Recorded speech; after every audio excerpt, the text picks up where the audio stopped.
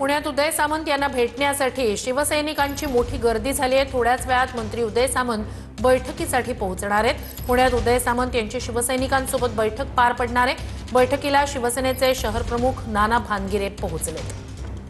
अधिक या सगळ्या संदर्भात जाणून घेऊया आपले प्रतिनिधी अजिंक्य धायगुडे यांच्याकडून। अजिंक्य, काय नेमकं बैठकीत होऊ शकतं, काय अपडेट्स आहेत?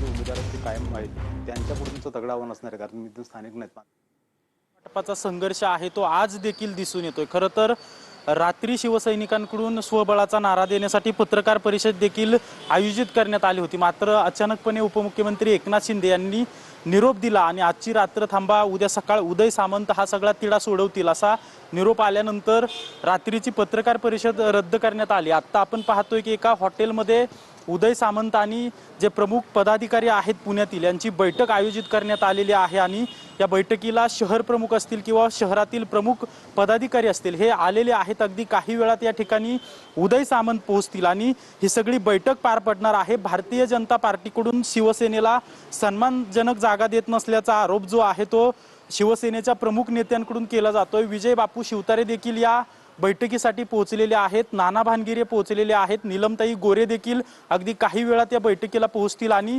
जो जागा वाटपाचा तिढा आहे तो सुटण्याची शक्यता वर्तवली जाते। खरं तर नक्कीच आता जागा वाटपाचा तिढा सुटतो, नेमकं काय होतं अपडेट्स तुमच्याकडून घेत राहूच। तुर्तास धन्यवाद।